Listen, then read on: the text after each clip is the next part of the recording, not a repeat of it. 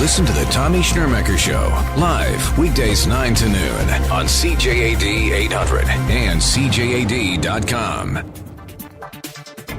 Having some trouble with your diet, wondering why it just doesn't seem to be working or why it's so hard to stick to it? Well, my next guest has good news. Forget the diet, because it's not going to help. She has much better advice on how to lose weight, and she joins me now. Lisa Rutledge, a blogger and registered dietitian right here in Montreal. Good morning. Good morning. So, Lisa, diets, they don't really work? They don't. You know, let me start by saying that most diets can help you lose weight. The problem is keeping that weight off. Keeping it off is often the hardest part for many reasons, psychologically and physically. But they do help, but only in the short run. And that's because diets are really made to be unsustainable. You can't really follow a really strict way of eating for longer than a couple weeks, maybe 3 months.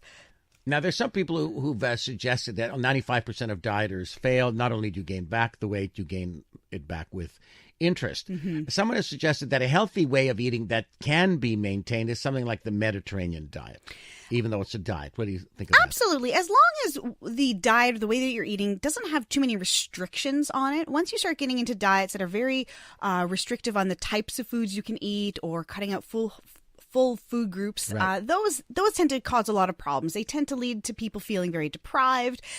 Eating very little for a long period of time can actually slow down your metabolism, which is why most people gain the weight back and then some. Also, often once we've followed a really restrictive diet and we've lost the weight, going back to normal eating habits just doesn't work, because most of the time people have to eat a lot less, a lot fewer calories than they expected, and exercise a lot more once that weight has been lost. So those are big problems. Could you be gaining weight because you're not eating enough food? Yes. Absolutely. You can be gaining weight, or you can be having a hard time managing your weight by eating only one meal a day rather than spreading your food out throughout the day in 3 meals with some snacks. There's a lot of little kind of details that each crazy fad diet usually picks one or two to focus on, but it's usually more complicated than that, why people aren't losing weight or why people are having a hard time to manage their weight. Can dieting be dangerous or unhealthy? Absolutely. A lot of fad diets, so these diets that kind of come and go with the times, they can often restrict foods that are healthy. So things like the paleo diet, which is eliminating things like grains and things like legumes. They can restrict healthy foods that at the end of the day can be good for your health and good for weight management. Each diet is very similar in the sense that they're all low-calorie diets in disguise. They just kind of call themselves different things. They pick and choose which foods are good, which foods are bad, and it really is quite arbitrary. They're really low-calorie diets in disguise, and some of those foods that they tell you not to eat can be very healthy for you. My guest is Lisa Rutledge, a blogger and a registered dietitian. If you have any questions for her, you can text them to 514-800. So if diets do not work, correct, what does work? Something called mindful eating. It's something that's become more and more popular over the last couple years. It's nothing new, this idea of being mindful of your surroundings, mindful of how you're feeling. It's not new, but applying it to eating is something that is a little more new and is gaining a little bit more traction. Basically what it is deliberately paying attention to how you feel physically. Am I hungry? How hungry am I? How much do I need to eat to satisfy that hunger? As well as deliberately paying attention to maybe what's going on in your mind. What are some of your thoughts and your feelings going on while you're eating or even before you're eating? It also requires you to pay deliberate attention to your environment. So what's going on? Am I sitting at my desk? Are there emails chiming in and I'm trying to have lunch? Am I alone in my kitchen and everybody's gone to bed? What's going on in my surroundings? What's going on in my mind? And what's going on in my body? And putting it all together to say, how is that affecting how I'm eating? And how is it affecting what I'm eating and how much I'm eating? Well, how would you figure that out, how it affects it? There's actually quite a few activities you can do, because mindful eating can sound very abstract, and actually practicing some concrete, I call them activities or homework, I guess you could call it, can actually help you get more in touch with your own hunger signals, your own fullness signals. And that's really, in my opinion, that's what is really helpful for my clients, is to really find out how hungry am I, and am I eating when I'm not hungry? Because I saw someone, I guess they were practicing mindful eating. Mm-hmm. They ordered at an expensive restaurant, they ordered a creme brulee at the end of the meal. Okay. And had a teaspoon of it and then didn't eat it. And I asked, is there something wrong with it? Is there something wrong? You don't like it? They say no. They said they're doing mindful eating. It depends on why. Perhaps they ate it and they found that it wasn't as good as they expected. Perhaps they took one bite and realized, oh, you know what? I'm actually full. And when I'm full, food doesn't taste as good than when I'm hungry. Maybe they wanted to bring it home and said, you know what? I'm not hungry now. I'll eat it later. Mindful eating is really kind of tapping into, am I hungry? How hungry am I? If I'm not, that's okay. I can save this food for later. Another really big component of mindful eating is this idea of not criticizing or judging yourself. So paying attention to how you feel. What if thoughts are going through your mind? I better have a dessert because I'm never going to come here again. Or is it, well, I could decide to order that dessert and finish it or not finish it. It doesn't really matter. Or I could share it if I feel like it. It could be, well, I can always come back to this restaurant if I really find the creme brulee absolutely delicious. It's really trying to figure out, am I hungry? And if I am hungry, what do I want to eat? And if I'm not hungry, what are my choices? Because mindful eating is about not judging yourself. And if you're not hungry, you could eat anyways. But most people tend not to when they're looking inside themselves and saying, I'm not hungry. Maybe I'll save this for later because guess what? It's not about judging myself later if I eat that treat. It's about saving it for a time when I'm hungry. Your questions for my guest, Lisa Rutledge, a blogger, a registered dietitian. Text your question or comment to 514-800. This texter wants to know, should I eat when I'm hungry or eat when it's time to eat at a scheduled eating session, at like a lunch or dinner? That's a good question because convenience and being able or having to eat maybe before you go into a meeting, sometimes we can't always eat when we are hungry. Ideally, you want to eat when you are hungry and stop when you're full. It's a very oversimplified way of thinking about things because knowing when you're hungry can be difficult and knowing when you're full can even be more difficult. So practicing tapping in and listening to your body, am I hungry, really helps. What about the suggestions by some dietitians and nutritionists to have your 3 meals a day? Make sure you have breakfast, have your 3 meals a day, and have 2 snacks in between. So what about you're not hungry at breakfast or you're not hungry for one of those snacks? That's a good question. It's good for the body to eat regularly. Similar to a wood burning fire, we want to add on logs onto the fire to keep it roaring all day long, a little bit in the morning, a little bit in the afternoon, and in the evening. So our body, like a wood burning fire, needs fuel morning, afternoon, and evening. So if you're not hungry 3 times a day, it could be a good habit to start getting into rather than having 1 or 2 really large meals in a day. However, being mindful does suggest that you only eat when you're hungry. So I think asking yourself, why am I not hungry? Is it because I ate a really big snack before going to bed last night? Is it because I've just never really gotten into breakfast? So let's say you find that out. It's because I've never had breakfast. That's why I'm not hungry at breakfast. So once you find out this information, what can you do with it? I would suggest that people aim to eat 3 times a day and to start having something small in the morning, a glass of juice or a fruit or a piece of plain toast to kind of get your appetite going. And then once you've established that you're eating 3 meals a day, say, well, how hungry am I? Am I hungry for 2 pieces of toast and a fruit and a yogurt or just one of those things?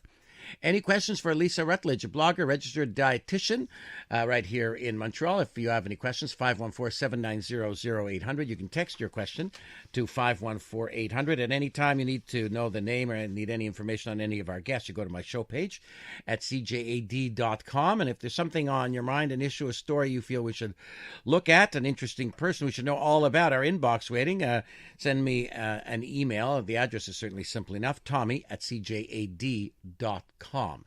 Our guest is Lisa Rutledge, a blogger and a registered dietitian. Rachel wants to know, she says, if I wait to eat when hungry, I find I eat too much and whatever's handy, usually the wrong thing. That's a really good question. One thing that's important to do is to plan ahead slightly. So knowing that if you usually are hungry around 3 o'clock, having a snack that's kind of pre-planned, even portioned out can be really helpful. But also, hunger is not just something that we experience on and off. It's not like I'm hungry or I'm not hungry. Often there's levels to hunger, and allowing yourself to get too hungry can mean that we're kind of too desperate to eat, and it's hard to make the healthier choices when our brain is just kind of on automatic saying I need to eat something. So figuring out if there a pattern to your hunger, planning out a snack or something to have on hand is really helpful, and not allowing yourself to get too hungry is really important. This we talked about diets not working, but this texter still wants to know about wheat belly. Your thoughts on that fad diet? Oh, well, wheat belly is like any other diet out there, whether it's the paleo, whether you're avoiding wheat or whether you're avoiding dairy. They're all low-calorie diets in disguise. The big problem is that I say it a lot to my clients, we're not robots. We are designed to eat many different kinds of foods. We're designed to eat with flexibility. We are designed to eat a variety of foods. And once we start cutting down on that variety, it becomes very difficult to sustain that diet. And often what happens is when we start cutting foods out, we start to blame ourselves when things stop working. And when we start what they would call cheating, so eating foods you're not supposed to be eating on a certain diet. And that can lead to it can really ruin your relationship with food when you start cutting out foods from your diet and then eating them in excess, kind of in response to that deprivation. Is that what happens when people flee the wheat belly diet? They go right to the bagel shop? Well, in my experience, yes. A lot of my clients who tell me that they're addicted to sugar or that they just can't stop eating pasta and rice is often because they're trying to avoid it, or they are avoiding it but completely rather than trying to eat it in moderation. Ross says, I was always told that breakfast was the most important meal of the day. Is that still true? Yes.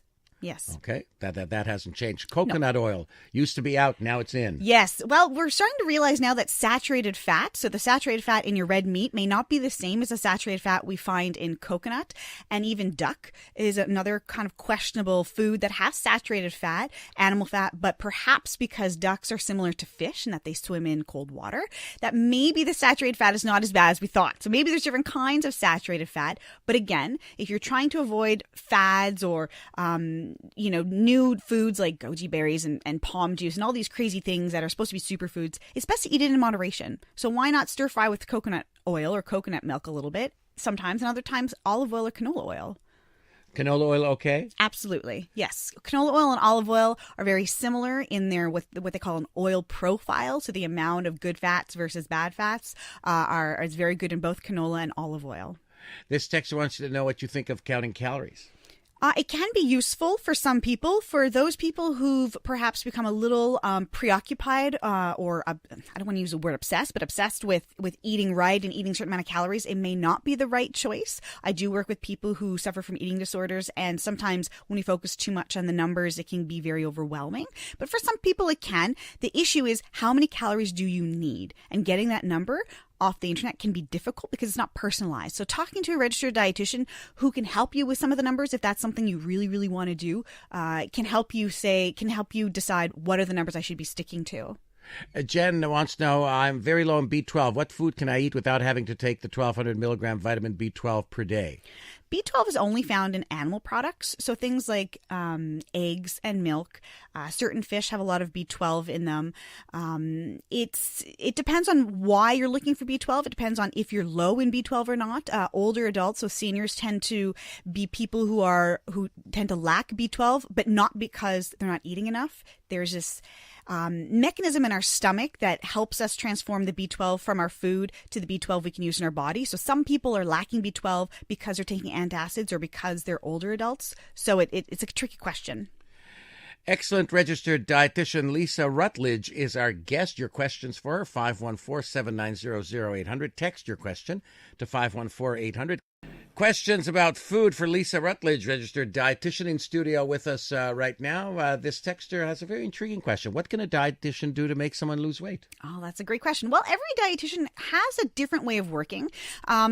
Personally, I tend to work in the vein of mindful eating. I basically work as a guide, drawing on my experience with my other clients, but as well as drawing on the science behind weight management. And I use that to guide my clients. I don't tell them what to do. I find that doesn't work very well for my clients, but I help them figure out, what do they want to change about their eating habits? Are they ready? Are they willing? Are they able to make the changes they want to make? And that tends to work the best for myself. This texter wants to know, what is your opinion on a plant-based diet? Well, for many years, plant-based diets have helped people eat healthy, and you're very much able to eat healthy on a plant-based diet. Most people call that more of a vegetarian or a vegan diet. You got to do it in a smart way. If eating vegetarian or eating a vegan diet does not mean you're just not eating meat. It means you're kind of substituting other high protein foods, but it's absolutely doable if you're dedicated and can pre-plan. Someone else is suggesting nutritional yeast is fortified in B12, and that a lot of vegans eat that. Good. Yeah, absolutely. That's a good point. This text is saying, I'm white, my girlfriend's Asian, we eat lots of sushi. Asians don't seem to have a problem with rice. Is it a problem for Caucasians? Science has deemed that it's not a problem with Caucasians. I think a lot of people look down on rice because it is a carbohydrate. So things like the paleo diet or the Atkins diet or the high protein diet tends to tell you to avoid carbohydrates, but that science has not proven that is better over any other diet to follow. Another intriguing question. They want to know, is there such a thing as obsessing over healthy eating? Yes. Can that be dangerous? Yes. It's called orthorexia. Just yesterday on CBC Radio and on The Current, there was a little blurb about it. Actually, I recently put a blog post up about orthorexia. It's basically the obsession of healthy eating, being kind of maniacal about it and being wanting to eat so healthy that it's actually detriment to your health. So it's not an obsession with being thin. It's an obsession with healthy eating and trying to avoid impure foods. And what's it called? Orthorexia nervosa. Orthorexia nervosa. I believe we've discussed it on this program beforehand. News Talk Radio, CJAD 800, CJAD.com.